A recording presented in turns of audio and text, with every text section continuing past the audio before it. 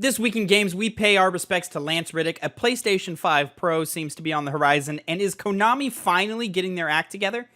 This is the Two Penny Gamescast.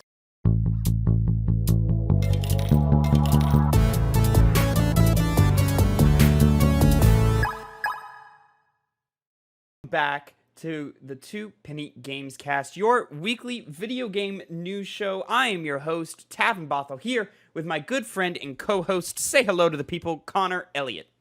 Hey, how's it going? Connor, how you been doing this week, my friend? I've been doing good. I've been out in the sun, getting cold when I shouldn't be getting cold. It's been very nice. Okay. How have you been? I'm okay, man. I'm really busy. School is really kicking it up another notch this week. So, I'm... School's not that tough, Tavin. Huh? School's not that tough. It's not, but, we got back from spring break and they dumped a dump truck of work on me. So I was like, oh, okay, so this is what I'm doing for the rest of the week. Tavin, I come onto this now, though. I come onto this show to not hear you complain as you're doing right now. Oh, wow. So, come on. Well, this is not the time to be in these kind of problems. Well, goddamn. All right. Well, Connor, in fact, you come on this show to give the people alongside me the new news they need to know in the video game industry. We come to you each with two topics, two pennies, if you will, and we give you our 2 cents on them. You can find this show every week, Monday, 8 a.m. Central Time, youtube.com/@2pennygames, or any mainstream podcast service of your choice.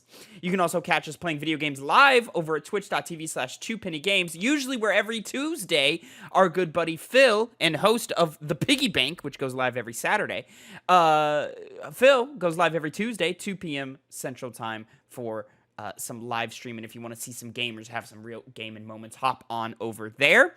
Also, this last week, the Super Mario Sunshine hype HYEP Have You Ever Played playthrough has started going live. That is a show in which me and Phil sit down and one of us shows the other a video game that they have never played before. It's my turn with some Super Mario Sunshine. Never played it before. So, the first part's out right now. Second part comes up on Tuesdays.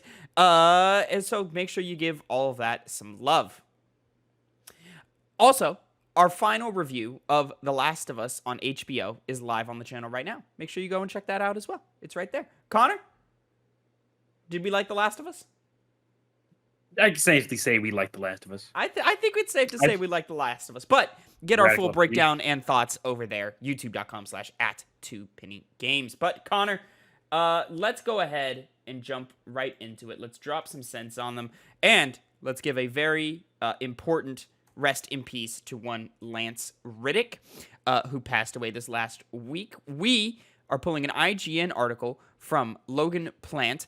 Lance Reddick, star of The Wire and John Wick, dies at 60. Lance Reddick, the actor known for roles in The Wire, John Wick, and Horizon Zero Dawn, has died at age 60. He also is well known in Destiny 2 as one of the quest givers in Destiny 2. Reddick's representatives shared a statement with IGN following the actor's passing. Quote, acclaimed actor Lance Reddick passed away suddenly this morning from natural causes. Lance was best known for his roles in The Wire, Bosch, Netflix's Resident Evil, and the John Wick films. He is survived by his wife, Stephanie Reddick, and children, Yvonne Nicole Reddick and Christopher Reddick. Donations in his memory can be made to momscare.org in Baltimore, his hometown. Lance will be greatly missed. Please respect his family's privacy at this time. His wife also put out a statement via his social media accounts. Lance was taken from us far too soon. Thank you for all your overwhelming love, support, and beautiful stories shared on these platforms over the last day. I see your messages and can't begin to express how grateful I am to have them. And to the thousands of Destiny players who played in special tribute to Lance, thank you. Lance loved you as much as he loved the game. Donations may be made to momcares.org in Baltimore, his hometown. Signed, Stephanie Reddick. And as she alluded to in that post, a lot of players jumped into Destiny 2 over the weekend and paid tribute to Lance by saluting or kneeling down next to his character in the game, which I thought was really sweet and really affectionate of them to do so. If I was a Destiny fan, I probably would have done the same. So rest in peace, Lance. That's one that hurts. That's one, like, it hit the news hit and we all hit the group chat and we went, "Did you see this? Oh my god, I can't believe it. This sucks. This is trash." Gone way too soon, and that it's really unfortunate to have this loss hit our industry this way. Yeah, he had one of the most, iconic voices in not just video games, but anything that he put his mind to. I mean, like, whenever he was in a movie or a TV show or whatever, he always gave it 100%. He was one of those actors you can tell that regardless of the source material, he was trying his best to do his job, and he did it amazingly. And it's why he's, so loved by so many people. And as you said, it's sad, especially when it's someone who, obviously, from what we saw of him, was in great health. He was playing. He was chilling and like playing Destiny the day before he passed. So it really is quite unfortunate. Mm-hmm. So rest in peace, Lance. You will be missed.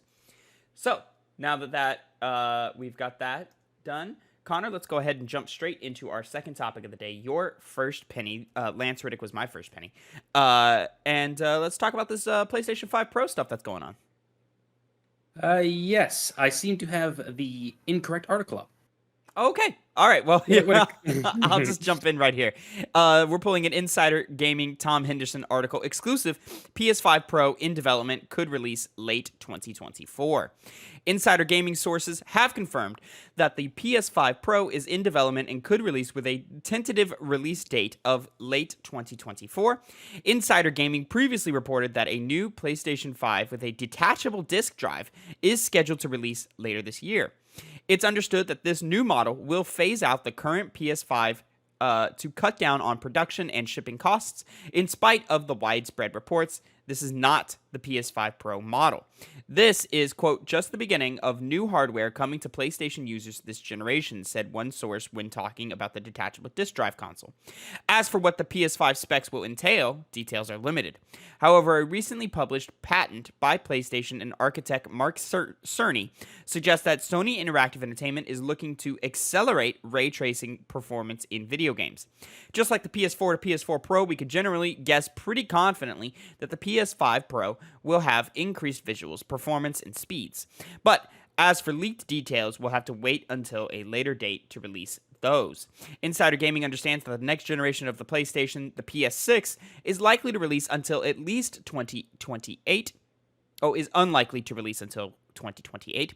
This would put the current generation console release schedule in line with its predecessors. In February, industry insider Jeff Grubb said during the Game Mess Decides podcast that Sony was planning to host a new PlayStation showcase before E3. Although Insider Gaming cannot corroborate this report at this time, we do anticipate that it's very likely that a showcase is on the horizon to show off games including Marvel Spider-Man 2. Okay, we're going on. So, Connor, PS5 Pro seemingly in development, could release late next year. Thoughts? I find it funny that they announced theirs before Switch did their own. And because this came out in 2020. I always forget because it took me a while to get it. 2020, right? That was the year of the PS5. Or was it 2021? Yes, 2020 was PS5, yes. Yeah, so 4 years into the life cycle of it, makes sense that we're getting it at this point, ignoring the Switch. I don't really know whether I would be up for this. Obviously, we don't know how the PS5 Pro compares to the original PS5, but as someone who has, a PC, I don't know if I'll exactly have a reason to buy another big piece of hardware, especially so soon after I feel like I just got my PS5 myself. But I mean, as is kind of standard, a lot of these consoles have this next version that come out. It's kind of the new thing that companies do nowadays. And yeah, I mean, it'll play games better, I assume. That's good. I can't really say much on it because we don't know anything about it. And this is kind of a rumor more than anything else rather than an actual official release date. So, they'll let us know when they got more details to share with us. Yeah, I'm more or less with you, where we don't really know what this is, so there's not a lot that we can go off of. This PlayStation 5 with a detachable disc drive, I think is just to kind of like cut down on costs, as they say. And, for anybody who wants, or who has the digital PlayStation 5 like myself, who wants physical media again for some reason, can buy themselves like a little thing that they can just plug in and play off of that. cool, whatever. The PS5 Pro, or the idea of a Pro model, I just don't see the point in right now. I understand we're in an era where technology is a little more irritative. What is the word? Irritative? What? No, like just small steps. Iterative. Like, iterative. Thank you, Phil, in the chat. Just couldn't get the pronunciation right. And like the PlayStation 4 to the PlayStation 4 Pro, I found that a little more necessary because PS4s were only running at 30 frames a second when they probably should have been running at 60 when they came out. And we had seen quite a bit of a leap in technology throughout that generation. And who knows, by the time we get to the end of next year, maybe we will see something like that. But quite frankly, like, I think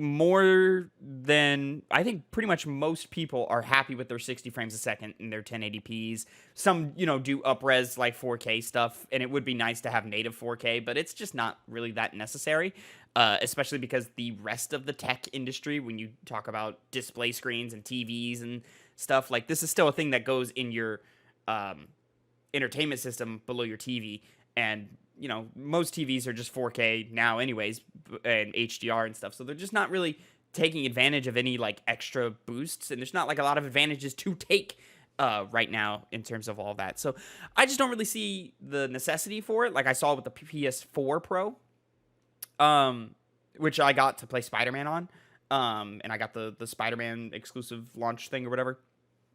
And yeah, this one, like, I guess it's cool for those who want it, but like we just got these. Like, this generation has kind of been stunted by the pandemic. Like, we don't have a lot of PlayStation 5 exclusive games right now. It's been slow rolling to get off of the PlayStation 4. So like, we talk about this next PS5 showcase coming, sometime in early summer, I would assume. And you just have to sit back and scratch your head and go, well, I mean, what is coming that we don't already know about, and what advantages would it need to justify spending another $500 on a new console again? So I don't know. It's just I just don't see the need for it this time around. Now, granted, ideally, like, consoles are just becoming like PCs where you just buy the new model or whatever. You just buy the new nice touch thing, whatever. But it's just not the most necessary thing, I don't think. Yeah, I mean, who knows? Maybe they have the new technology that they can show us that they haven't introduced onto a PS5 system currently, and that'll get people to buy it. I feel like they'd have to have some big change to it that makes people want to buy it. Yeah. I'll say it may not be new, but I'll definitely buy it. Why? Chill. Because I'm a shill. Yeah, he's a shill. That's always the easy answer. It may not be new. Wait, what are we talking about? It may not be new, but you'll definitely buy what? It may not have anything new to offer, but I'll definitely buy it. Why? Because I'm a stupid consumer. It'll be better. It's the PS5 Pro tab. Okay. Do you not hear the Pro at the end of it? I mean, really, the only thing that like I could really see is a lot of games use like either like a high performance mode or a high resolution mode. You could combine those or have but like even like some games have a bit of a combination between the two, where they'll have some light ray tracing instead of full ray tracing, and some like up-resed resolutions, but like still run at 60. It's not as nice as the high resolution mode, but it's like it's a nice like middle path. I just don't see the purpose, and just to drop $500 on it is crazy for such a small upgrade. PlayStation 6 coming in 2028. That makes sense to me. That's an appropriate amount of time. 8 years. Give or take, and to for technology to actually surpass where it is right now. So just an interesting little development that we've got going on there. Moving on to another interesting little development, Connor, our third topic of the day and your second penny. What's going on here with this Konami stuff? Well, this is an article from Video Game Chronicles from Jordan Midler. Thank you, Midler. A new Konami trademark could refer to Castlevania. Konami has filed a trademark that could refer to the Castlevania series. The trademark, which is for the phrase Project Zircon, weird name, was applied for last week and published today. The trademark was was sought for use in a large number of fields, including software for commercial video game machines. As noted by Gematsu, the name Project Zircon may be a reference to an item found in the Castlevania series. Zircon is a jewel that is found in several Castlevania games and first made its appearance in Castlevania Symphony of the Night. It should be noted that the Project Zircon trademark also covers Konami for use in arcade machines and other, quote, commercial prize-winning game machines, meaning it's not a certainty that it refers to an upcoming console game. Like many of Konami's core gaming series, including Metal Gear Solid and, until its recent resurrection, Silent Hill, Castlevania has been dormant for several years. The last mainline installment, Lord of Shadows 2, was released in 2014 and was outsourced to an external developer, Spanish studio Mercury Steam. While older titles have been released as part of compilations, no announcement of a new title in the series being developed has been made, despite persistent reports. VGC first reported in 2021 that Konami was softening its stance over licensing more of its game properties to external studios. Our article noted that a Castlevania reboot was also in the works internally in Japan, as well as multiple Silent Hill games in development at numerous external studios. The latter was eventually proven true. As we all know, Silent Hill had a bunch of announcements relatively recently. A Konami developer recently acknowledged the, quote, excitement and enthusiasm of the fans online for the Castlevania franchise, saying that the buzz was really motivating for Konami. Thank you, Konami, for motivating us and us motivating you. I love you, Konami. So, I mean, like, you joke, but, like, neat, cool. It's nice. Like, Konami has its claws on a lot of IP that a lot of people care about. You know, it's no secret that I'm a huge Metal Gear Solid fan. I've always liked the idea of Castlevania. I've played a lot of Metroidvania-type games. But I've never, like, really given... I did try Castlevania Rondo of Blood when it came in that 2-pack with Symphony of the Night on PS4. And that game's hard and old and hard. So it kind of broke me a little bit, and then I never tried Symphony of the Night, which has just always been on my to-do list. Sure, yeah, let's have a new game, please, Konami. Is this coming from Konami themselves? I don't know. Is it going to be 2D, 3D? What are we looking at here? A lot of questions, nothing really to go off of here, but I'm just glad that Konami is no longer, you know, being the games industry hermit and just, you know, taking all of our favorite IPs and stowing them away for years to come. I think if this is happening, if Silent Hill is happening, something Metal Gear is happening. We've had rumors and leaks and stuff, and we've talked about it several times on this show that a MGS3 remake is in the works, some type of remastered compilation or something is coming. It's just a matter of time until they actually announce it and so forth. So Konami, like, seems ready to actually play ball again, and let's hope they actually do. Metal Gear gets a little tricky because of the whole Kojima situation. But I would hope that they're working around that or something to, you know, to where it's not a complete PR nightmare. But how about you, Connor? How are you feeling? Well, I, for one, would love if real bloodsuckers would make their game series about vampires come back, because Konami, as you said, they just really like to... A lot of people, when people think of Konami nowadays, they think of the whole Kojima situation, of how they, you know, basically made him make these games called Metal Gear Solid that you may have heard of over and over, and, you know, they kind of just forced it down his throat, eventually forcing him out of Konami, treating him like trash afterwards, and then, of course, going into those, what was it, Pachinko machines. What other stupid things they do in recent years? I don't know. There might have been some NFT nonsense or conversation. There probably was or something. Yeah, I don't know. Konami's been out of the thing. Oh, Ball in Wonderlands? Huh? That was Konami, right? No, that was not. I don't think it was. No, that was Square. No. Never mind. Square does the confusing stuff where you're like, why? That's true, yeah. Well, you know, Konami hasn't really done much in recent years, so it'll be good if they can come back to form and not be as shitty as they were in the days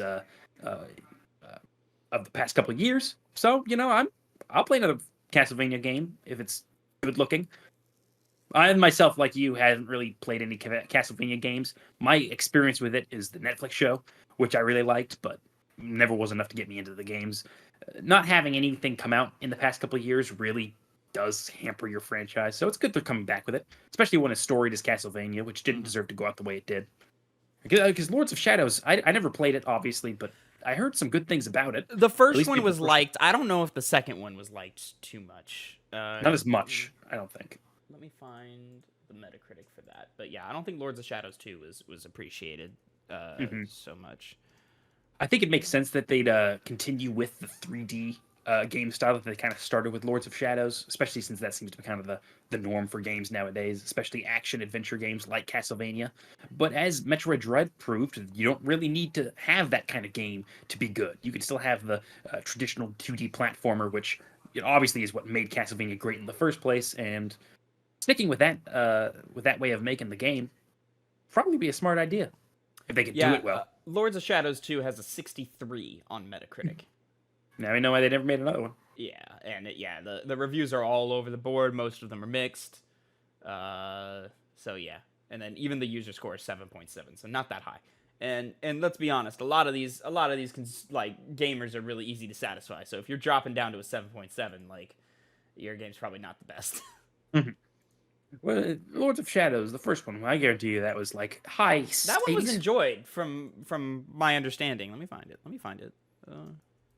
Not if I find it first. Oh, the race to type. I'm definitely not at all. Castlevania Lords of Shadow PS3 has an 85 on Metacritic.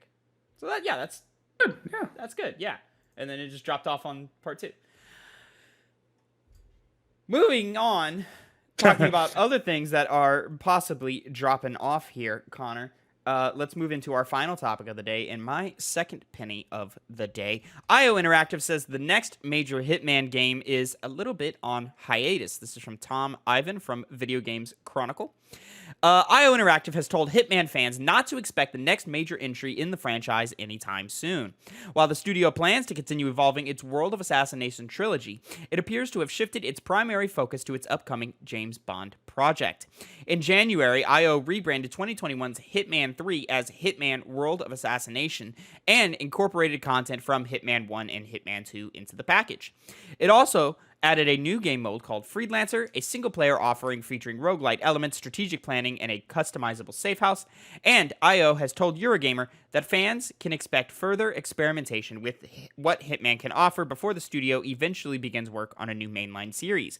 Quote, "We have such a wonderful platform where we can keep experimenting with what the formula can do and what people expect of it," said IO co-owner and chief creative officer Christian Elverdam. Quote, "And then at some point, obviously, as any creative, it would be nice to then go in and say, okay, well, excuse me, with everything we've learned, what would that be if we had to re-articulate a sandbox? What would that look like?" Elverdam added, quote, "Right now, a major new Hitman game, that's a little bit on hiatus, as we're building another agent fantasy that's also taking up a lot of our time, but obviously we'll come back to the beloved Agent 47. He's still very much in the heart of this company." IO revealed in November 2020 that it was working on an officially licensed James Bond game with the working title project 007. It will feature an original James Bond story. And last month, IO announced that it's working on an online fantasy RPG like its Hitman and James Bond projects. The game is developed across its studios in Copenhagen, Malmo, and Barcelona. Quote, "We are building a new world, a new IP, an online fantasy RPG," the company said. Quote, "A world and a game built from the core to entertain players and expand for many years to come." So, IO Interactive, not working on a new Hitman game for a little while, it seems. I don't think anybody's too surprised by that. We knew the James Bond thing was coming. From what I remember of the conversation of Hitman 3 when it came out, is that last level felt like a 007 level, not so much a Hitman level. So they were already kind of experimenting with what is to come with this 007 project that they've got going on, which I'm personally very, very excited about. Hitman, not a game that has captured my attention yet. Haven't really given it the old college try, but I do intend to at some point, is what I keep saying, and then never doing it. And then the fantasy RPG, sure, like, yeah, give me all of that. IO Interactive is a tried and true studio that's been putting in their work for quite a few years now, and when they separated from Square Enix years ago at this point, and were able to keep Hitman with them, I think that did nothing but help their brand, and really, really help them strengthen what their core values are as a studio, and put out work that continues to impress and satisfy its game audience. So keep an eye out for whatever they're doing is where I'm at right now. Connor, how are you feeling? Well, as someone who has never played a Hitman game, and to be quite frank, has never made any plans to, good. Hitman fans need to play something else because they've been getting Hitman for years now. No, that's not because it's bad. Not because it's bad. They like That would take it Hitman, wrong. Connor. Why They you do hate like on 'em? Hitman. Nothing's wrong with liking Hitman or continue to play Hitman, but they have been doing that for years now. That's been the thing that they're known for. So it's good that they're going for games like a dragon-themed IP. I don't know what that means. That's in regards to the online RPG. Maybe it's Scalebound, perhaps? Who knows? Huh? Were you going to see the return of Scalebound? Be rebranded and give it to another studio now. Well, see, I clicked on the article talking about it, and it was saying it's previously been claimed that the studio is developing a dragon-themed Xbox exclusive. It's kind of Interesting. weird to hear that, and then you 'cause think about things of the past. yeah, because Scalebound was like done, right? It was effectively completed from what people were saying behind the scenes, and it just got canceled and lost. Like it's just a game that should have came out, and just for executive reasons or whatever. Well, it didn't happen. Phil Spencer's been on record and been like, "Hey guys, the game just wasn't good. Like, we tried and it didn't come together, and we just decided not. It would probably have hurt the brand more than it would have helped it. Is what I would assume is the reasoning behind it. Is it was probably just really messy. Frankly, that reads like he just doesn't like dragons, and he wanted to cancel it. You think So he I'm not just gonna- doesn't like? This is why we haven't gotten Avowed in the 4 years since that game's been announced. Is that what has he been doing? Has he been doing dirty stuff there too? Oh damn, man! Maybe Elder Scrolls maybe- 6 better watch out.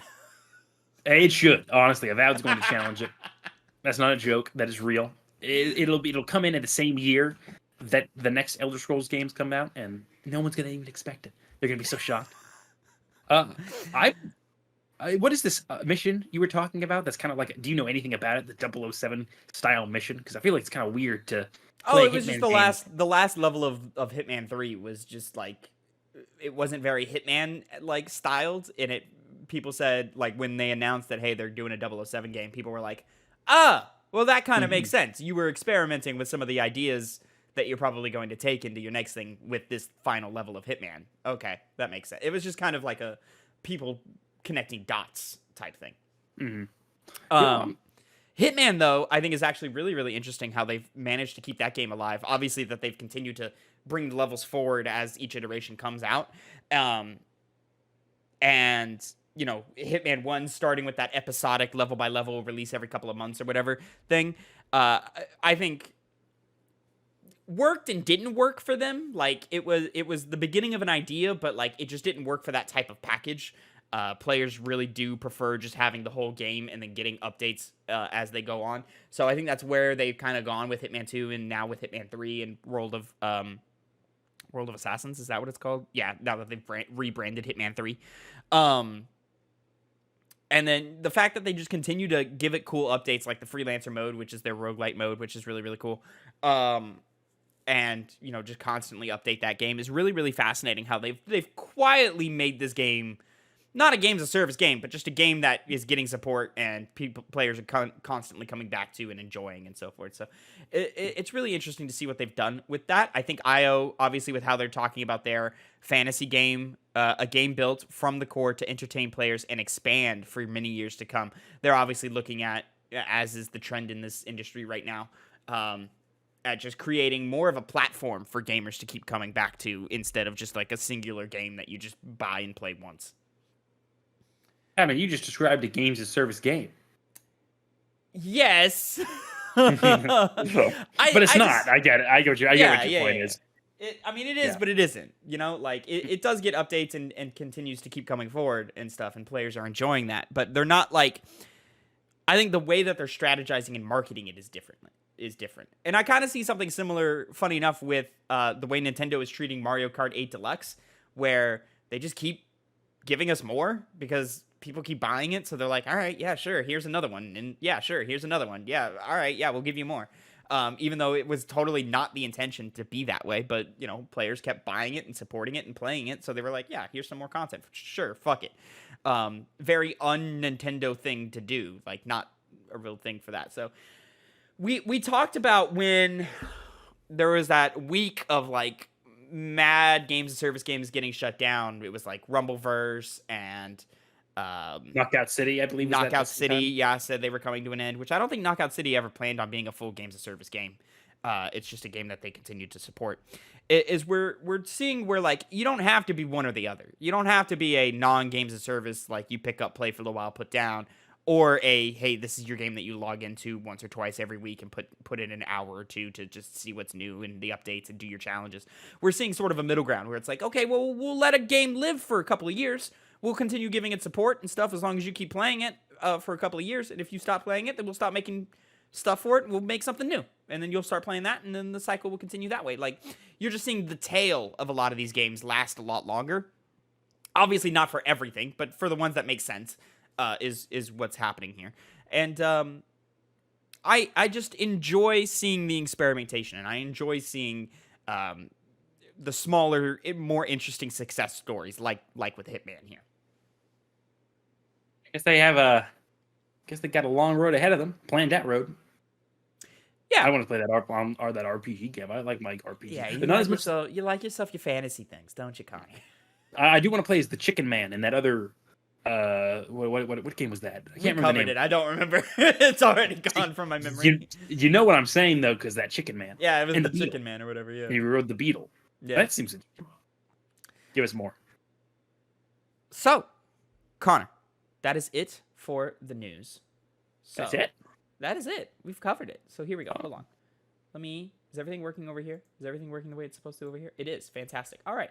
So, Connor, I thought we would just kick back for a second. Let's talk about maybe a little bit of what we've been playing. We have been playing games because we are gamers. Yeah. What have I been playing? I guess I'll start off. I've been playing our game of the month, Uncharted. I saw you playing that as well. I also touched a little bit of Uncharted. What difficulty? Normal. Weakling. Listen, Uncharted is not a game that you want to play on harder difficulties. Like, they're just not built that way, like, and stuff. So, that will be an interesting thing that we come back to. We've got, let me check the calendar on that. So, next week, I'm hoping to put out the Resident Evil 4 review on the 26th, is what I'm hoping to do. It depends on if I can do enough, schoolwork this week to catch up and get ahead so that I can have all weekend to play it. So by the time the 26th comes, I'll have time to record and review that. And then the week after that is Uncharted. So in 2 weeks, we've got Uncharted Drake's Fortune coming to us.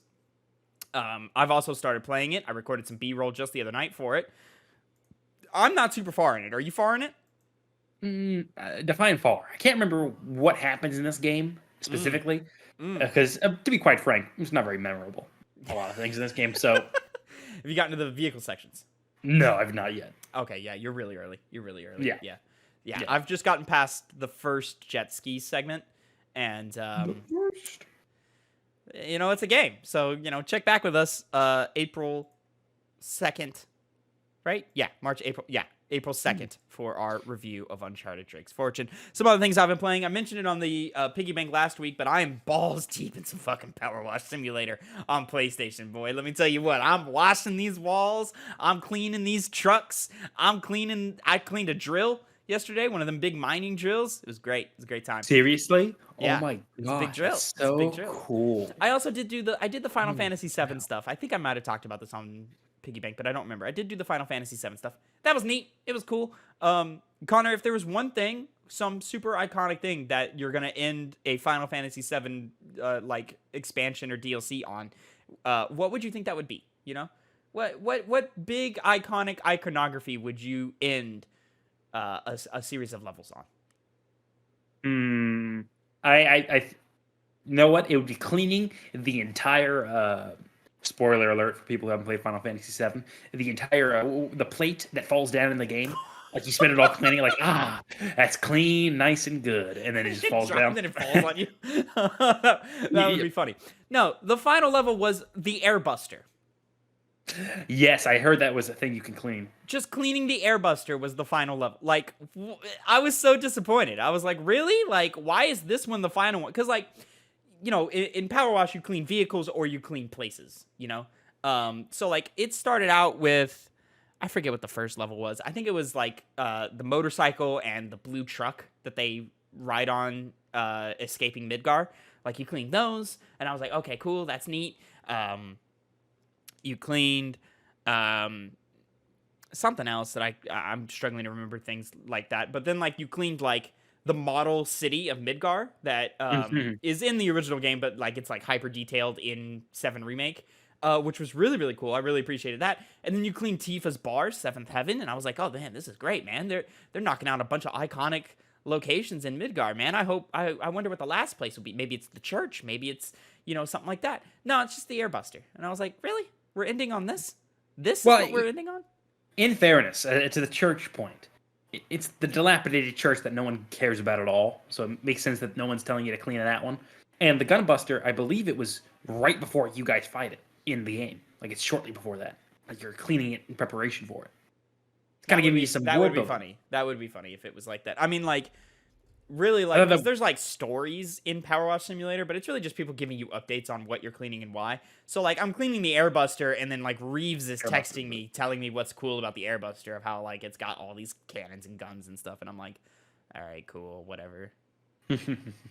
You're not a fan, dude. You're not an actual true fan if you aren't fawning over that Airbuster. Cloud's sword. That was neat. It was in 7th Heaven. It was overly dirty. Tifa wink, is wink, filthy. Cloud sword. That's very, very disgusting, Phil. That's very nasty. The owner of that sword is up for question. What's that supposed to mean? Who knows, man? Who knows who owns Cloud sword? Anyways, other than that, I do want to talk about. I have failed and failed again. Let me back up. I've already jumped too far ahead. So, a few weeks ago now, I think 2 weeks ago now, I back-to-backed some platinum trophies that were sitting on my dashboard for way too long. I got the Last of Us Part 1 platinum trophy. Went fine. Collectibles, audio things, sure, whatever. I had a couple of things glitch out, just loaded up the chapter select. They've got a really good chapter select telling you what you have and what you don't have, and it's broken up. It's a really good, like, system of doing things. It also took advantage of the PlayStation hints thing, where, like, PlayStation will... I did this with Stray also, where on certain PlayStation games, like, the developers will go in and, like, show you where you're supposed to go to pick up this thing, or show you how to do this thing, and just kind of, like, nudge you along of, like, hey, man, this is kind of where you want to go. To find that, Last of Us Part 1 has a great breakdown of all of that, and so I used that and PS5 Trophies. Brian over at PS5 Trophies on YouTube had a great guide as well, used his guide. So I got that, not a big problem. Dead Space, the Dead Space remake, I finally got the platinum for that, number 76, The Last of Us 75. 76, Dead Space, was fine. It requires minimum 2 playthroughs, but really 3.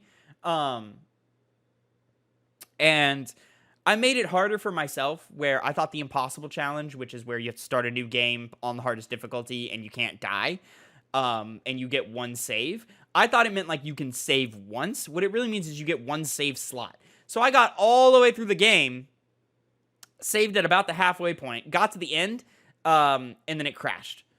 And Phil actually was watching with me, and he goes, oh, no, buddy. And then I do it again, and it crashes again. And I'm like, motherfucker, because I'm playing for, like, 4 hours, like, straight. So it's just 4 hours of progress that I'm losing every time because I misinterpreted what the 1 save thing meant. So then I discovered that I could save, so I was like, oh, great. So I started saving, like, every 15 minutes. Got to the end, beat it, completed it. So Dead Space fought me really hard, but I did conquer Dead Space's platinum trophy. So I have it now, ladies and gentlemen. I did the thing. You're so amazing, Tavin. Every single time you tell me your wasted time playing a game over and over and over again, yeah, that would be angry. I wouldn't have done it. I would have been like, I'm done. Not worth my time anymore. Oh, dude, I was tempted. I was real tempted to throw in the towel. I was like, I'll just wait for an update or something, man, because this shit is fucking destroying me. Oh, man, but I did it. I buckled down, and I got to work, and I guess Isaac only saves himself. That's it. Spoilers for Dead Space. Everyone else dies. So, anyways. You know, Tavin, I hope, I say I hope, but I know that you were on the precipice of quitting that game. I was thinking about it. Exactly. But then you thought of something else, didn't you? What? You thought about your dear friend Connor. Yeah? Who, despite getting more than halfway through Chrono Trigger and having his save file corrupted, started it back up from the very beginning so That's that he right, could you did do that. tell the people on the podcast what's what. So good on you for remembering my brave sacrifice to push yourself forward, which really is all I'm trying to do. I'm not trying to break any records. I'm just trying to inspire other people to push themselves to greater lengths. So thank you, Tavin, and you're welcome. Okay. Yeah, Chrono Trigger, great game that we both beat. Ladies and gentlemen, thank you so much for watching and listening to the Two Penny Gamescast. You can catch us once again every week, youtube.com/@2pennygames or mainstream podcast services of your choice, Monday, 8 a.m. Central Time. Remember to catch us live over at twitch.tv/2pennygames, and go give the new hype series of Super Mario Sunshine some love. We're really, really excited to continue to release parts of that coming out in the next couple of weeks, so that'll be a lot of fun. Check out the Kingdom Hearts 2 finale as well. Totally skipped past that in the intro. That's out. The Last of Us series finale review is out. Everything's out. Go check it out. Come back next week for some Resident Evil 4. Come back the week after that for some Uncharted Drake's Fortune. Until next time, have a great time. And Connor, say goodbye to the people. Bye, guys. Haven't ever beat Chrono Trigger.